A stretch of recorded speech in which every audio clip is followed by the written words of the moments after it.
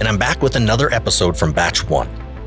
So, why revisit this episode? Well, for starters, it's our first visit to the Bio Dome Caverns. You might remember that after traveling through miles of tunnels and escaping the threat of those deadly chupacabras, that Noah and Sara found refuge in that impossibly large cavern filled with hundreds of biodomes. You know, it's where they encountered those creatures and those wild plants. Hell, it's where they even met Malenki, the baby Sasquatch. And Malenki Sr., for that matter, who tore that mercenary in half, Palmer. I mean, they have some serious history down there.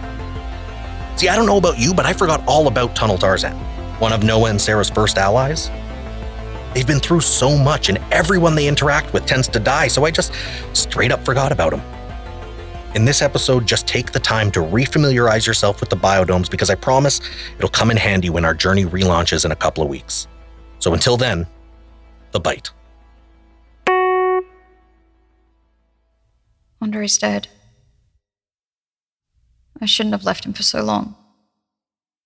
When I heard the shooting, I stayed hidden. I know it was the cowards. Shit. Huge fucking understatement.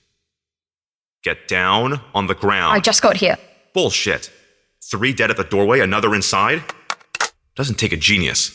Please. Give me your gun.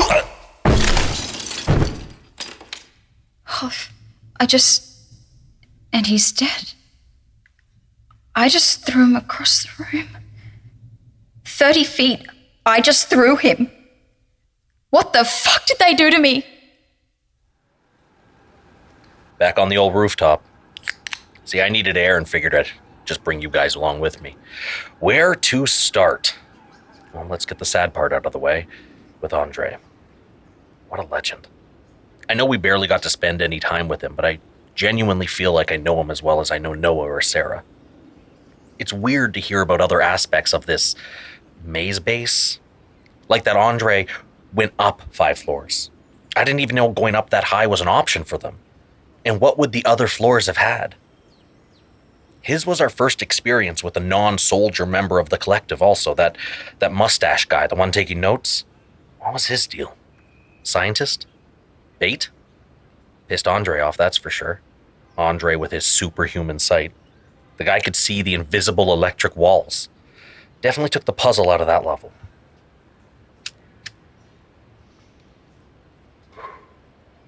Well, we've landed on the real thing we should be talking about. Powers. Andre wakes up and can see like never before. Noah is healing faster than any human should. And now Sara, with her superhuman strength. She threw a man across the room so hard that he died. Takes an incredible amount of force to do that. And what's crazy is she hasn't even realized her strength until now. Like it was dormant until she was pressed. That's what this maze is. Testing superpowers, or rather superhumans.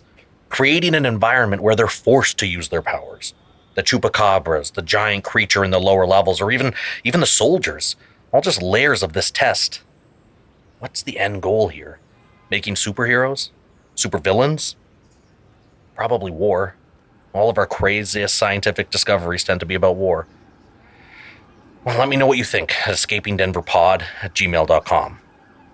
For now, let's put a pin in Sara and play a little catch-up with Noah. When we left off on him, Sara had just bounced, and he was left all alone to follow the advice of the ally, our inside man who's been helping Noah for some reason. Her latest direction was for Noah to go beyond the creepy operating theater, deeper into this maze. Because somehow, by continually going down, he'll eventually make his way up and out. I know. It doesn't make sense to me either.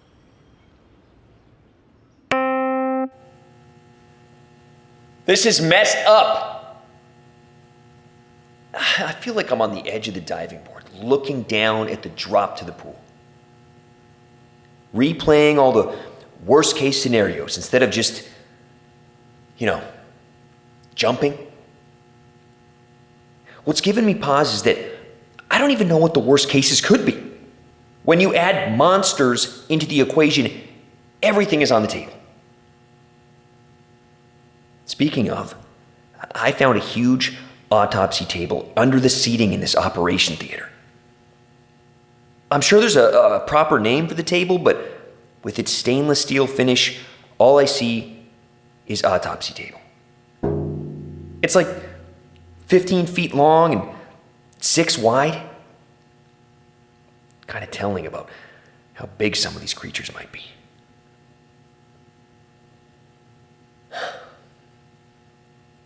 I'm scared. Freaked the fuck out, actually. I'm standing in a space big enough to be one of those Greek theaters used to dissect God knows what in front of a crowd of God knows who. And what I'm afraid of is going beyond that stupid rolling door. Big enough to drive a truck through, so maybe there's a road on the other side that can take me up.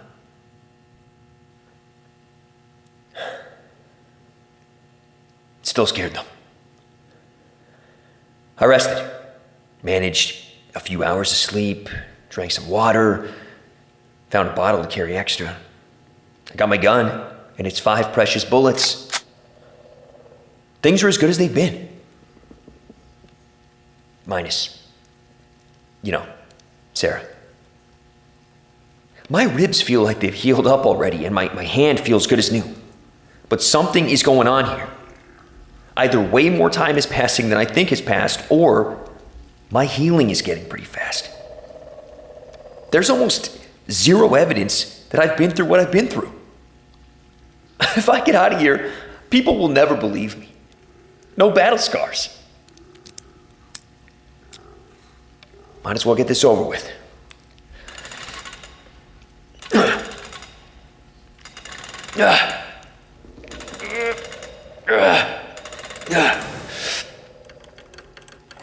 Oh, that air is so warm. And wet. Ugh. Oh, it feels like the air in a greenhouse. And holy hell. It's sorry, just trying to process what I'm seeing. It's impossibly large. I can't even see the far side or the ceiling for that matter. There are thousands of hanging lights, maybe 70 feet up. I don't know how they have power, but they do. Above them is just pure darkness. There are also a shit ton of these stone pillars, thick as redwoods. I guess holding up the roof? That's not the crazy part, though. There are these rows of huge domes. Like glass ones. Like when you picture a Bio Dome. That. Hundreds of them. Each as tall as a house, and probably twice as wide. They look tiny under the stone pillars, and they all have plants tearing through the tops and sides. Like they outgrew their habitats. But actual plants, down here. Its own ecosystem. There is a road, or what looks like an elevated path. I can't tell how much the drop-off is because it's filled with water, making it look like hundreds of little islands with elevated access roads. I'm a bit in awe, and terrified to leave this theater, which now feels tiny by comparison. Well, if there's a road, it's got to lead somewhere, right? It's almost beautiful, if it wasn't so terrifying. I can hear water. I feel like that's where the creatures would be, so I'll try to avoid it. Oh, you hear that? I think there's more than one. Do I play dead or something? Run! Agreed. I can't see them. Above you. Why wouldn't there be flying creatures? Next dome on your left. How can I trust you? Perfect. This dome's intact. The way the light pours through, you could swear it's daylight. Warms my face. Feels a little like a display at a museum.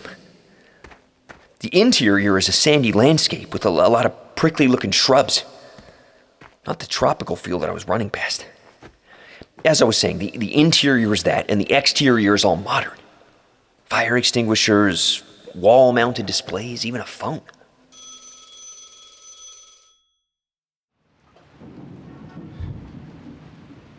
What is with this guy and phones?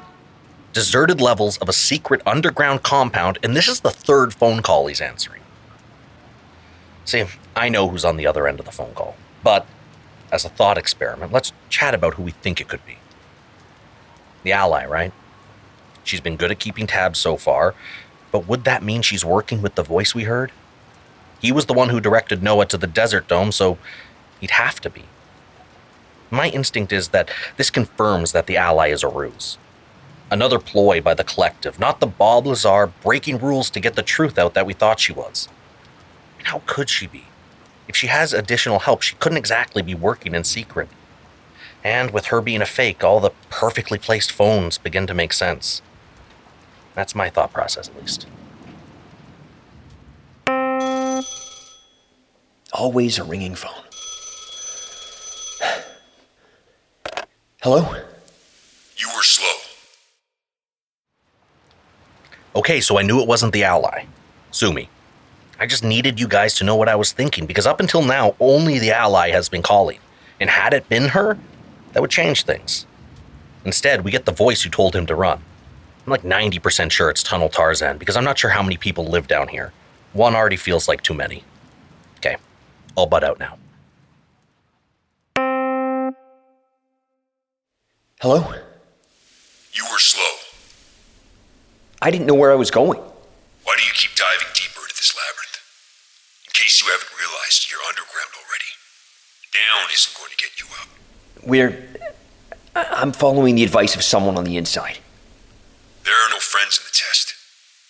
You've been had, Noah. Then why are you helping me? Because we're not in the test. Where are we? The very heart of something that was once great. Looks like a bunch of biodomes or whatever. There are 512 domes, each with its own variety of plants and sometimes animals. I've been maintaining them. With all due respect, it's looking pretty fucking unmaintained. What the hell was chasing me? A form of primate. Like a monkey? Yes, like a monkey. But it was flying. That's why I said like a monkey. You'll recognize most of the animals down here, but you'd never be able to name them. We can't just brush past the flying monkeys. Gliding. What? They glide. They don't fly. A distinction that doesn't fucking... Ow! Jesus! What happened? Something just bit my hand. What's something? Damn it, that stings. What bit you? This big worm thing. It was the size of a fucking sausage. Ah, God, that stings. Noah, listen to me. See the large rock formation in the center of the dome? Yeah. You need to get on top of it and lay down. What? Listen to what I'm saying. You're going to start feeling lightheaded soon and you'll pass out quicker than you think. Now move your ass to the rock. Well, fuck. Okay. Yeah, I got bit by a worm that I'm guessing is poisonous. Or venomous. Or whatever it is. It hurts. My whole hand is turned red and it's swelling at the bite mark. And now I have to climb up on this stupid rock. I always have to climb one-handed. Okay, yeah, I can't climb and record. Back in a minute. Noah never wins. Ever. The guy keeps taking a beating. I knew that desert biome was too good to be true. And can we talk about the biodomes? Wait, even further back. How big is this room? I mean, really. 512 domes, each the size of a house, with a lighting grid 70 feet up in the air. Caverns this big don't exist, do they? They probably do, but they probably have rivers or something running through them. This feels man-made. Like those flood protection tunnels beneath Tokyo, huge, cavernous spaces being supported by hundreds of stone pillars, each as thick as a bus. Go on, Google it. They really are underground. There's no hiding something like this from satellites. Now, the biodomes. What is going on with those? Are they growing creatures or plants or both? And why would you need that many? Unless... Why didn't I think of this before? Unless this is like some doomsday bunker and maybe they're building an ark. Of course. At least that's what it must have started as. Giant gliding monkeys didn't make it on the ark the last time around, so they're new. Neither did the chupacabra, for that matter, so I am gonna have to sit and think on this, to be honest. It doesn't add up. Not that I was expecting it to. And now Noah's bit by some mysterious worm, which is totally venomous. Something I'm learning is that everything down here is trying to kill you. All right, take it away, Noah.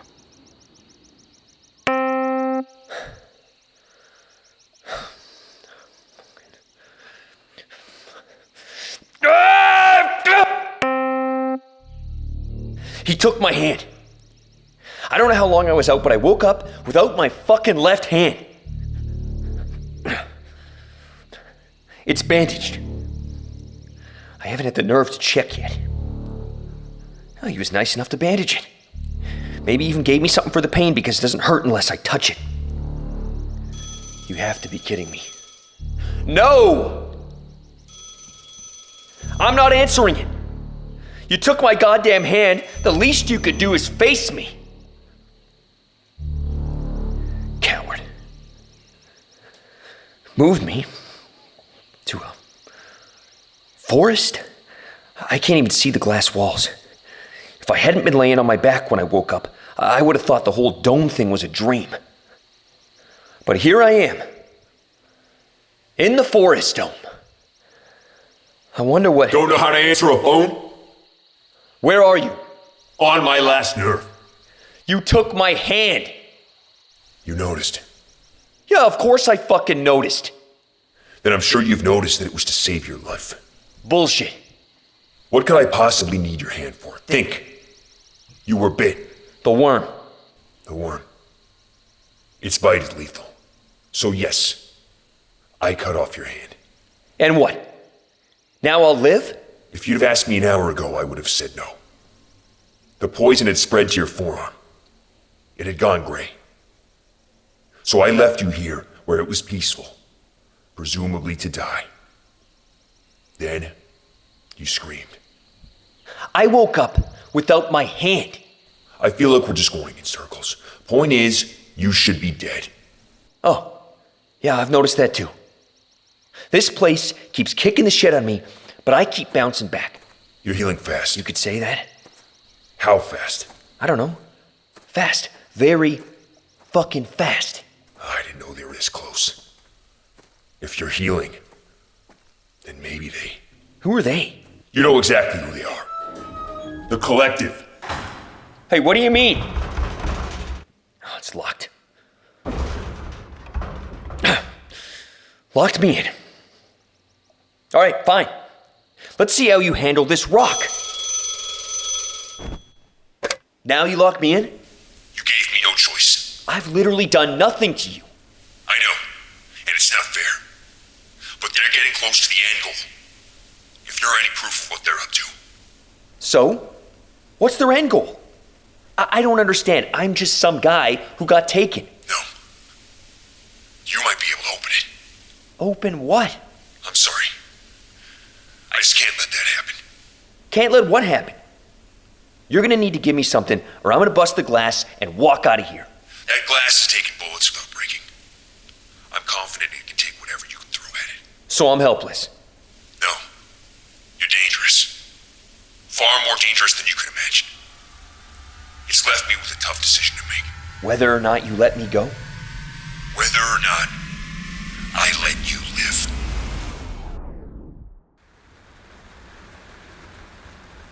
He took his hand. I mean, he says he did it to save Noah's life, but honestly, who knows? I looked for a worm that is venomous enough to kill you, but didn't come up with much beyond leeches and bloodworms. I mean, there is this legless amphibian that looks a little bit like a worm. Caecilians, if I'm saying that right. Anyways, they're worm-like and have venom glands. But I don't think it's enough to kill a man. Definitely not enough to warrant the drastic decision to lop off his hand. If Noah really does heal fast, this will certainly be a test for it. And as if the hand wasn't enough, our tunnel Tarzan used the troubling statement, "You might be able to open it." Open what? A chest? A door? Some sort of puzzle box? And why Noah? How could healing help you open a thing? I can't quite wrap my head around it. And so now Noah is basically a prisoner again, with one hand, waiting to see if Tunnel Tarzan will let him live. Noah doesn't just dip a toe. When he's in it, he is in it. If you're a zoologist and want to let me know what bit Noah, please shoot me an email to escapingdenverpod@gmail.com. Thank you to Curious Cast for helping to get these messages out, and come back in a couple of weeks for another episode of Escaping Denver.